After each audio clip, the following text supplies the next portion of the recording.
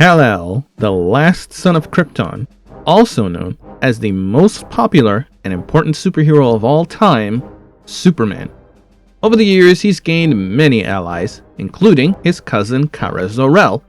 They hail from the distant planet of Krypton, and the advanced technology as well as the planet's fate is known to almost everyone around the world. But a lesser known aspect of Krypton is its culture.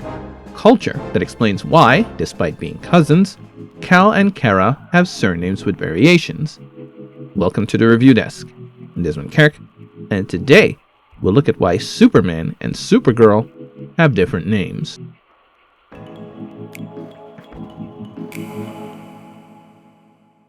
Kal-El is the son of Kryptonian scientists Jor-El and Lara Lor-Van.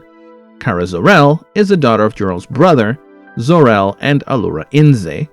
Despite their similar names, Jor-El and Zor-El are not twins. Jor-El actually did have a twin brother, but his name was Nimel, and Zor-El was their younger brother. I know, it might not make sense, just roll with it. So, if Kal and Kara are cousins in the same family, why don't they have similar names? Why isn't Kara named Kara-El?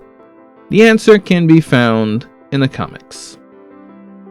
In 1971, DC released Superman issue 233. It gives a recounting of how Superman's parents, Jor-El and Lara Lor-Van, met and would end up married.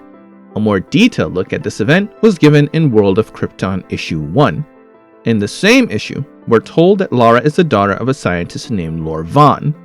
We know that Krypton had its share of traditions, some more strict than others, but it was by no means a patriarchal civilization.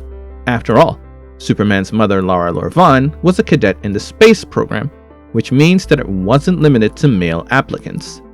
Marriage was only allowed if couples were approved to be a match by the powerful computer Matricom, which was designed because divorce rates on Krypton were rising. Gotta give props to Lara though, as she didn't feel comfortable relying on a machine to decide whether or not two people could be together. There were some patriarchal elements, which brings us back to the names. It would seem that Kryptonian women carry their father's full name as a last name. Now, this doesn't necessarily function as a maiden name. In some comics, after getting married, Superman's mother was known as simply Lara. Sometimes she was still referred to as Lara Lor-Van, which means the names might stick even after marriage. The same goes for Supergirl's mother, Allura Inze, who was married to Zor-El for years but still kept her original name. Side note, Allura might not be one of the most popular Kryptonians, but I've always loved this artwork of her from the cover of Supergirl Volume 5, Issue 47. Kara's father was Zor-El, so she's named Kara Zor-El. The same goes for Lara Lor-Van, Allura Inze, etc. Most adaptations of Superman media stay true to this tradition, but there are exceptions. My son, I've only had the joy of knowing you a few weeks. In the TV series Smallville, Lara is named Lara-El, adding her husband's family name to her own. Straying from this tradition did lead me to nitpicking about 2013's Man of Steel. One of General Zod's most dedicated soldiers is Faora Ul. She's based on the comic book character Faora Hu-Ul, a Kryptonian war criminal with an inexplicable hatred for men.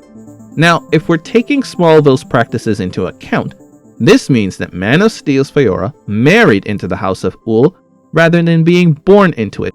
This could mean that the makers of the film simply didn't care about this distinction, or more likely didn't do a lot of research on the source material, which was pretty much the norm for the Snyderverse.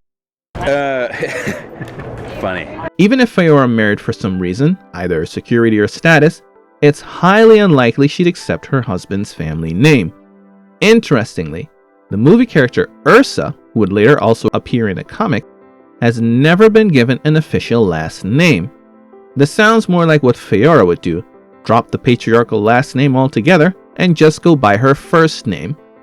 So, what about same-sex couple? That can get a little tricky. We've never seen Kryptonian same-sex couples in the mainstream universe, but we did get a glimpse in the elsewhere titled DC Bombshells. In this version, Kara Zor-El is shown to be a lesbian. On Krypton, her mothers were Lara Lor-Van and Allura Inze, who were a same-sex couple, proving this was not uncommon for Kryptonians. Rules on this Krypton were still strict, however. You could love who you want. Much like on Snyderverse Krypton, not everyone was allowed to have children. A special council decided which bloodlines would be allowed to continue and how they would be combined. It was also strongly implied that Lara and Allura were not part of these bloodlines because their lesbianism was considered a genetic flaw. As for the main DC universe, it could be the same as on Earth. The two individuals could choose to simply keep their respective names after getting married, instead of one adopting the others. But what about naming conventions for children? If you're Kal-El and you have a child with Lila Lerol, that child will have L as their affixed surname, right? But what if you're Kal-El married to Jack Sur? Should you use science to conceive a son? Whose name does that child bear? While we do have the custom of adding two surnames together here on Earth, it might not necessarily work on Krypton. A child of Kal-El and Jack Sur, let's call him Van, would end up being named Van El-Ur, which of course sounds like the name a daughter of a man named El-Ur would have in that society. Which brings us to same-sex couples of two women. Kara Zor-El and Nimda Andor decide to have a kid. Let's call her Lila.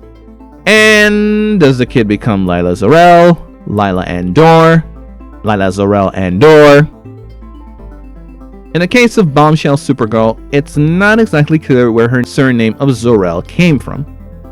I guess we'll have to wait to see if DC will ever publish a story touching on that subject. Anyway, that's why Kal-El and Kara Zor-El have different names. Hit that like button and subscribe.